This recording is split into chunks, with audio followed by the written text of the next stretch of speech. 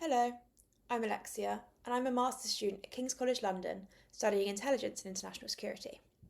Today, I'm going to be discussing with you Kosovo and its post-conflict society. This has been my topic of research during my time at BizGs. More specifically, I'm going to be looking at post-conflict pop culture. I've decided to look at this because last summer I was lucky enough to do a summer school in Prishtina in Kosovo itself.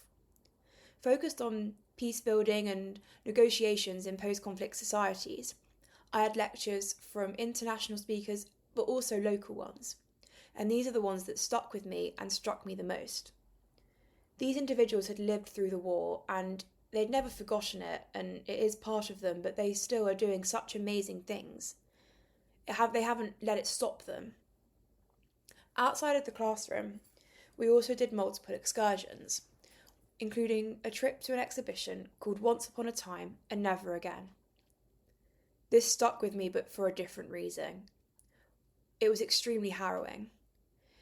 It's an exhibition that showcases children that were lost or killed during the conflict, featuring excerpts from parents, siblings, cousins, aunts. They talk about the loss of their children, alongside artefacts such as their clothes, toothbrushes, and toys. This made me realise that the atrocities that happened in Kosovo are still such an important part of their society. It's really, really in their foundations as a country, and a young country at that, having only declared independence 18 years ago. We also went outside of Prishtina, to a place specifically called Mitrovica. This is a city in the north of Kosovo, and it's a city of two sides, divided by a river with a bridge. The north has a majority Serbian population, the south has a majority Albanian population. The aforementioned bridge has soldiers on it from Kosovo's K4 NATO division. This physical representation of the conflict and split that's still so clear in Kosovo really struck me. But what struck me the most was the place that we visited next, directly after, called Prison. This has also got a river that runs straight through it, but there's no division. In fact, it's actually very culturally together. There's a mosque in the middle of the town, but literally a stone's throw away, there's an Orthodox Christian church. It was really amazing to me how two different cultures, worldviews, can live so harmoniously in such a small area when on the other side of the country there's still such strict divisions. And it just made me realise that whilst politically things may move quite slowly, socially things can move on much quicker. Back in Prishtina, I saw lots of advertising for a festival called Sunny Hills.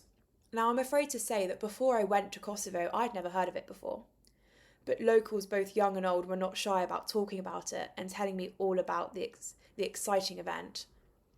It's a festival that happens once a year in Prishtina, and it's doing a lot more than just bringing music to the city.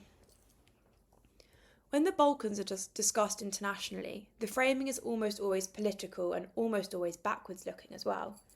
Topics such as the 1990s dominate, the Yugoslav collapse, ethnic violence and the consequential NATO intervention, Kosovo's independence and Serbia's refusal to recognise it.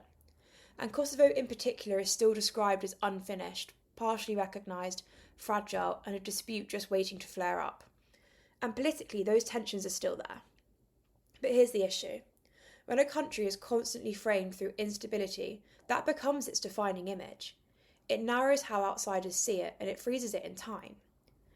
What gets lost is how societies change socially, even when politics may move slowly. And Kosovo is one of the clearest signs of cultural change. Take the Sunny Hills Festival.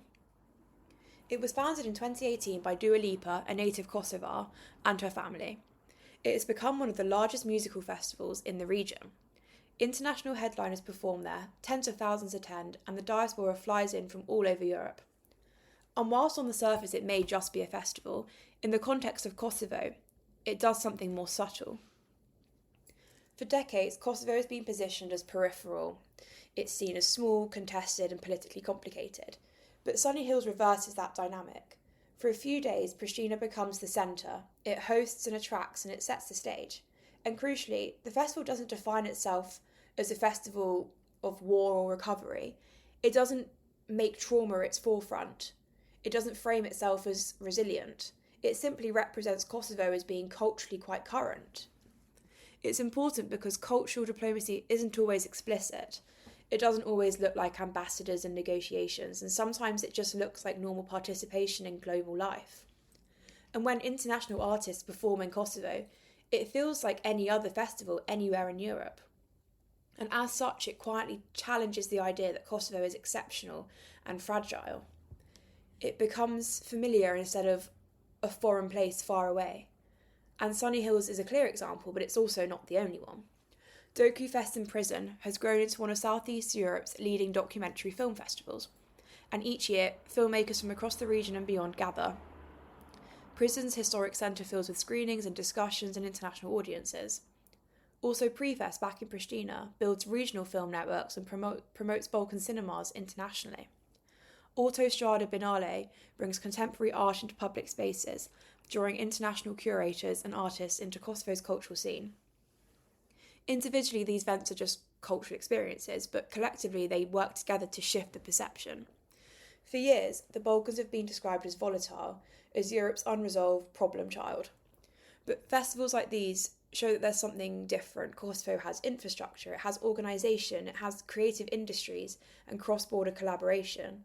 It shows that Kosovo has culture but also competence. And that matters in international politics more than we care to admit, I think. Recognition is not just legal, what it says on a piece of paper, but I think it's also psychological. It's about what comes to mind when you think of a country's name. If Kosovo triggers images of war and division and anger, it remains peripheral, remains something that you don't want to interact with. But if it triggers ideas of musical festivals, film screenings, contemporary war, art, it enters a different category, one associated with creativity and modernity, not just instability and upset. And that's also where the generational dimension becomes really important, and where Kosovo has a massive advantage. More than half of Kosovo's population is under 30, and many were born after the war. Whilst they inherited the political reality of a post-conflict society, they didn't experience the conflict firsthand. Their reference points are slightly different. They grew up online as well. So they're embedded in the same digital culture as a teenager in London, in LA, in Lima, or in Lagos. So their cultural influences are global. They're not just living in a post-conflict society. So instead of centering this identity around past grievances, they're also projecting global participation. And that's also what Sunny Hills represents really clearly. It doesn't campaign for recognition, it just operates as if Kosovo is the same as everywhere else. And this distinction matters. Politics in the region remains slow and often quite tense, and parts of Kosovo are still very sensitive. And the Serbian-Kosovo dispute is still unresolved. There's still institutional questions that are ongoing.